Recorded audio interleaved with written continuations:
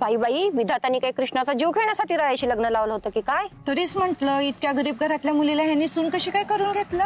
ही म्हणजे बळी देण्यासाठीच कृष्णाला घरात आणल्यासारखं आहे की ग. हे बघ ती गुरुजींचं बाकी आता समजा विसरून जा. ती कधी खरं व्हायचं नाही तेव्हा होऊन दे. पर आता तू माझ्या रीतीची बायको आहेस. त्याच्यामुळे तुझं हे समजणं राहते का नाही, ती माझ्या पुढे चालायचं नाही, कळलं? मम्मी काय सारे गावाला सांगत बसली काही गोष्ट. मम्मी अगं ऐक की. आणि काय ग, जी झालं ते झालं, मागचं समजावून काढायची काय गरज आहे तुला? सोड मला. काढा थोडे बघ. काय चाललंय रे तुझं? तुझं मन बंद कर.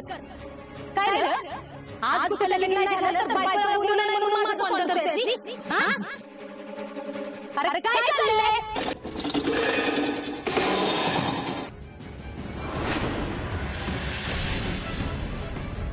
मम्मी अगं काय केलंस तू? मम्मी बोलताना माईक तरी बंद करायचं होतास की. तुझे काय बोललीस ना ते समजेने ऐकलंय. काय?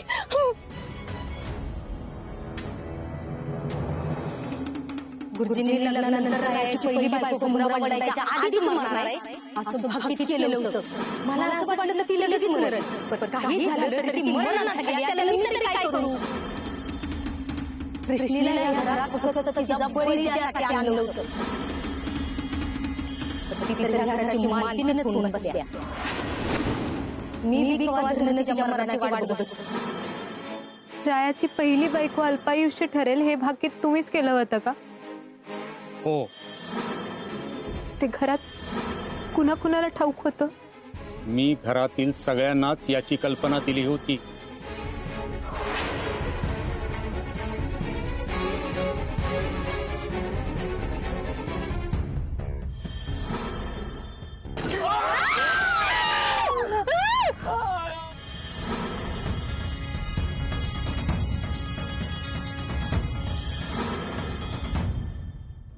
मी अडकली आतमध्ये कुठे, बाहेर काढा मला.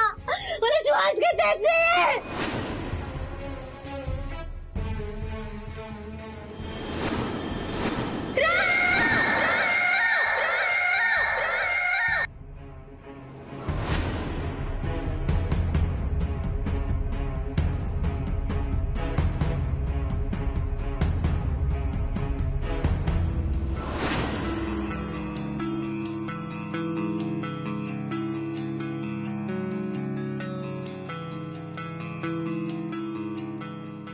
कृष्णे,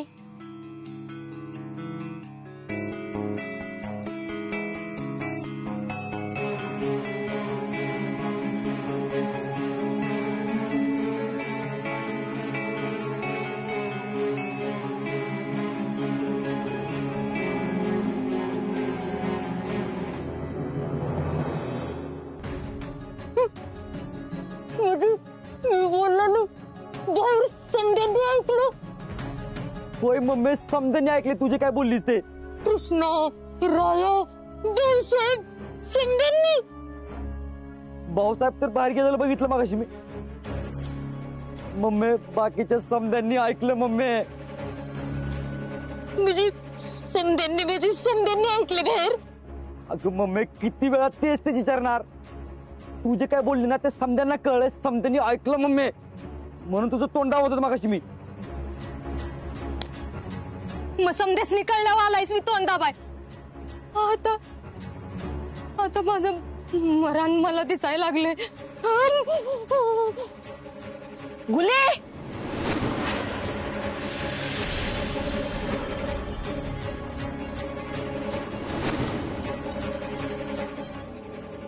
काय केलंस ही? आता मम्मीचं काय खरं नाही माझ्या. 2-4 बदाम जास्त खाली असते ना तर ही येळ आली नसती मम्मीवर. तू का टेन्शन घेतोयस? आज आपलं लग्न आहे. आज आपला किती आनंदाचा दिवस आहे. चल बाहेर जाऊया, पाहुणे वाट बघत असतील ना. चल, नको टेन्शन घेऊ.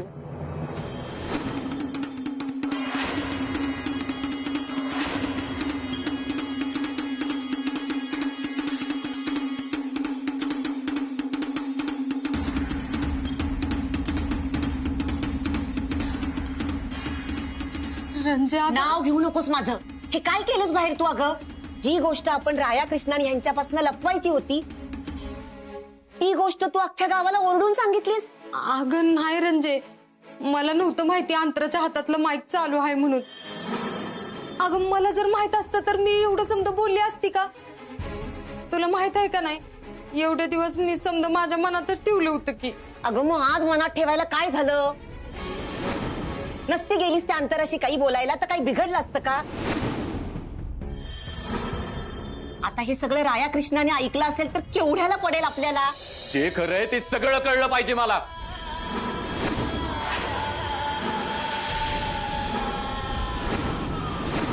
तुम्ही कृष्णाचा बळी देण्यासाठी तिचं माझ्याशी लग्न लावलं.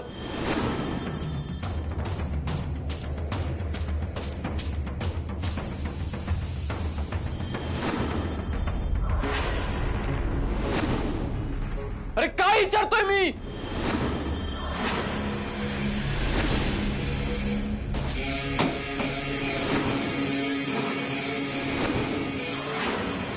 तुम्ही विश्वासघात केलाय माझा.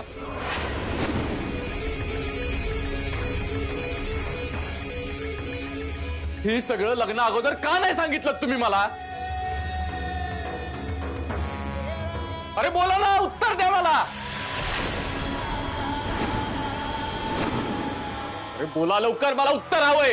राया हे बघ, तू शांत हो, मी तुला सगळं सांगते. हे बघ, आम्ही हे सगळं मुद्दामून नाही केलं. गुरुजींनी तुझी पत्रिका बघितली आणि सांगितलं तुझी पहिली बायको मरणार आहे.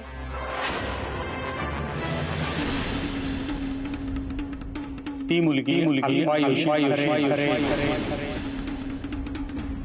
म्हणजे एखाद्या गरीबा घरची पोरगी आपण रायाची पहिली बायको म्हणून आणू, यादी मी शादी करून टाकू, आणि ती गेली. गुरुजींचं भाकीत एकदा का खरं ठरलं की मग अंतराचं आणि रायाचं लगीन लावून देऊ. लग्नाची वेळ होऊन गेलेली आहे. नवरी मुलीला लवकरात लवकर घेऊन या. अहो ताई, सगळीकडे शोधलं, कुठं दिसणं झाली होती. फोन सुद्धा केला, फोनही स्विच ऑफ हो. मला नाही वाटत अंतरा आता परत येईल म्हणून. त्यात एवढ्या समध्या माणसांच्या समोर जर ही लगीन मोडलं तरी एकदा त्यांची इज्जत जाईल.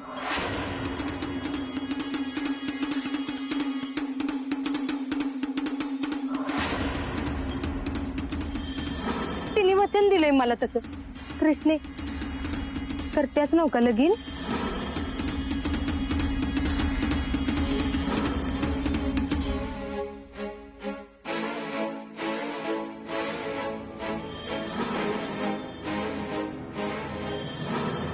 समजा चुकीचं केलंय तुम्ही रंजना. लय मोठं पाप घडलंय तुमच्या हातनं. एका पोरीचं आयुष्य पणाला लावलंयस तू तुझ्या बहिणीच्या साथीनं. आई अगं, मावशीचं सोड, पण तू, तुझ्याकडनं ही अपेक्षा नव्हती मला अजिबात. माझ्यासोबत इतका मोठा डाव खेळली असतो आई. मला जरी आधी सगळं कळलं असतं ना तर मी कृष्णाशीच काही जगातल्या कुठल्याच मुलीशी लग्न केलं नसतं. असाच बिन लग्नाचा राहिलो असतो, कुणाचं आयुष्य बरबाद केलं नसतं.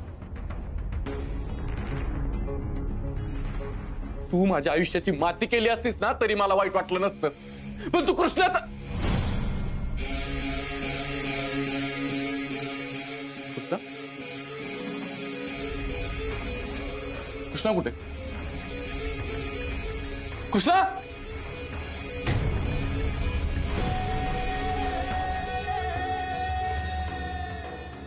कृष्णा, कृष्णा.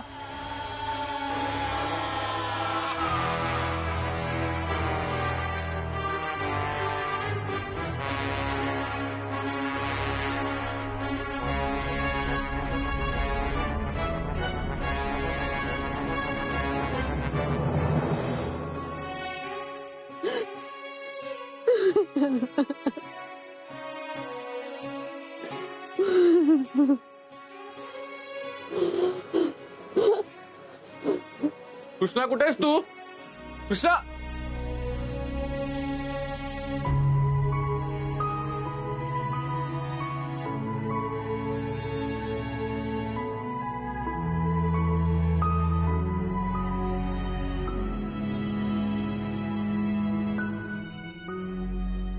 कृष्णा,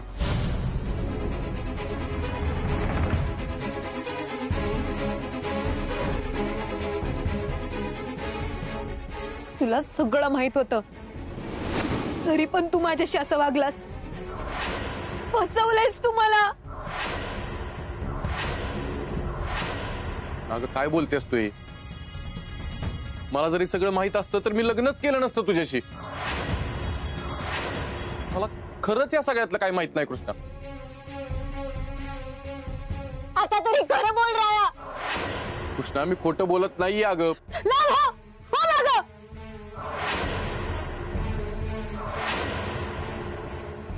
हे बघ कृष्णा, मी सुरुवातीला तुझ्याशी वाईट वागलो असेल, पण मी कधीच खोटं बोललो नाही तुझ्याशी.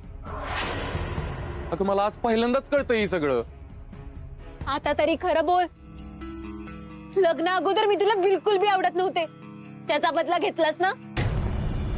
माझा बळी देण्यासाठी मला इथं घेऊन आलायस? काय बोलतेस तू हे कृष्णा? अगं तुला कसं समजू म्हणजे तुझा माझ्यावर विश्वास बसेल? अगं हे बघ, मी तुला सगळं सांगतो काय काय घडलं होतं.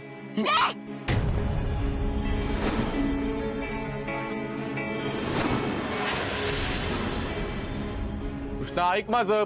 कृष्णा,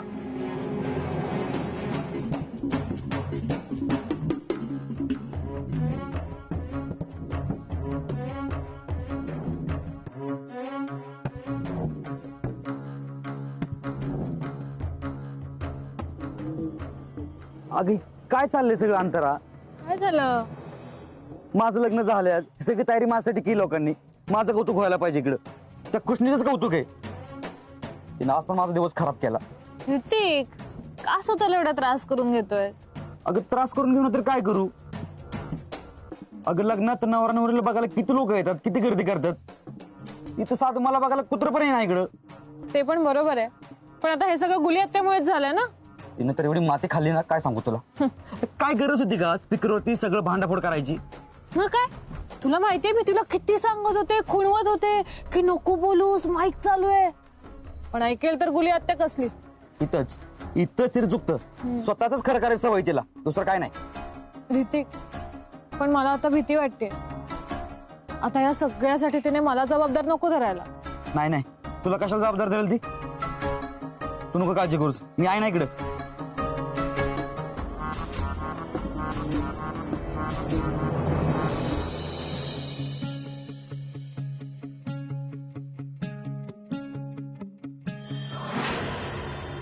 असं नको वागूस कृष्णा माझ्यासोबत. माझं एकदा ऐकून तरी घे.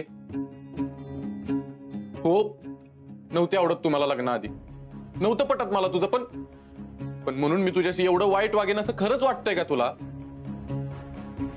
अगं माझ्यावर विश्वास ठेव. मला या सगळ्यातलं खरंच काय माहित नव्हतं ग. तुला खरंच माहित नव्हतं ना? मग मला सांग, गुरुजी तुझ्या अंतराची लग्नाची पत्रिका बघायला आले होते, तेव्हा घरात तुम्ही कुणीच नव्हता? गुरुजींनी मला स्वतः सांगितलंय राया, त्यांनी हे भाकीत सगळ्यांसमोर केलंय.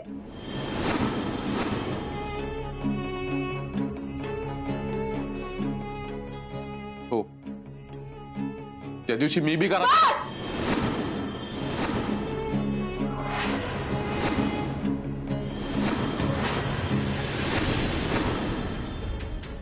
किती समजवणार आहेस मला?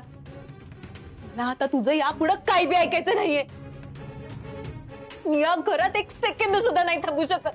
कृष्णा कृष्णा ऐकून घे माझं. कृष्णा अगं या सगळ्यात माझी काय बी चूक नाही. मी यानंतर आम्ही दोघं बी बाहेर होतो. आता तू किती पण कारणं दिलीस, सारव केलीस, तरी त्याचा काही उपयोग होणार नाहीये राया. तू माझा विश्वासघात केलायस, मला फसवलायस तू. आणि आता याची खात्री मला पटलीये.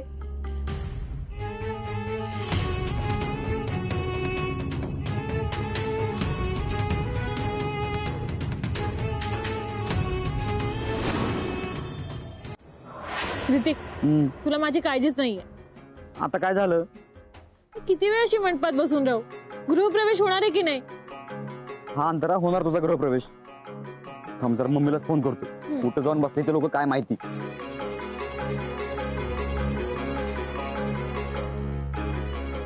हॅलो मम्मी, अगं कुठे गेला तुम्ही लोक सगळी?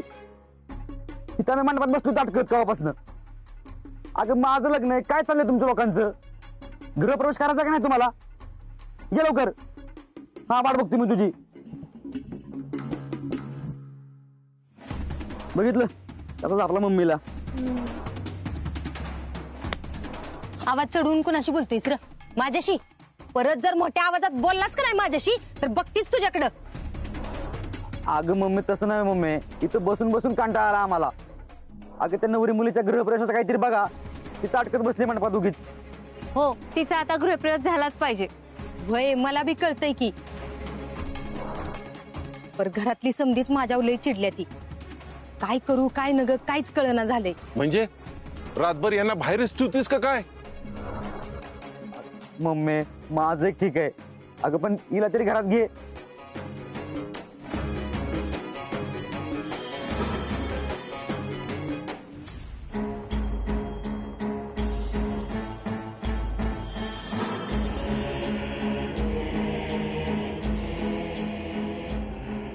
रंजे, अगं जी झालं ते झालं.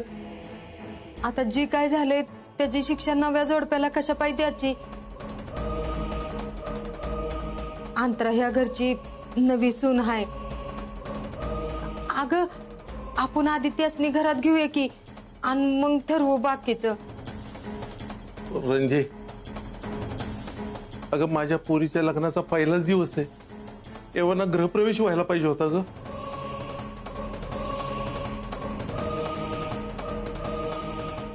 ठीक आहे, घ्या त्यांना आत.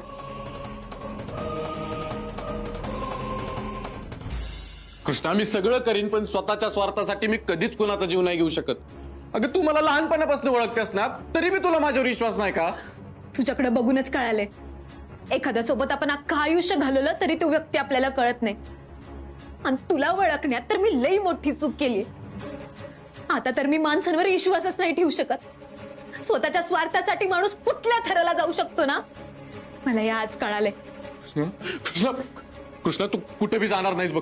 मी नाही जाऊ देणार तुला कुठं. आता इथे थांबण्यात काही बी अर्थ नाहीये राया. मला वाटलं होतं आपल्यात नवरा बायकोचं नातं आहे. मला हे माहित नव्हतं मी तुझ्यासाठी या घरात एक बळी द्यायला आणलेली मुलगी आहे. तुझ्याकडनं ही अपेक्षा नव्हती. मी या घरात आता एक क्षणही नाही थांबू शकत. कृष्णा असा तडकाफडकी निर्णय घेऊ नकोस. कृष्णा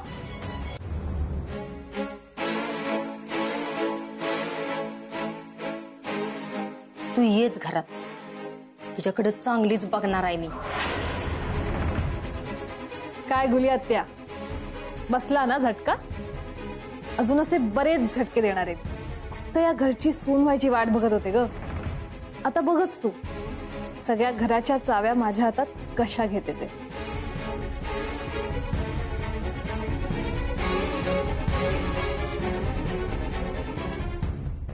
ये महापोलांड. कृष्णा कृष्णा थांब. कृष्णा कृष्णा माझं ऐक.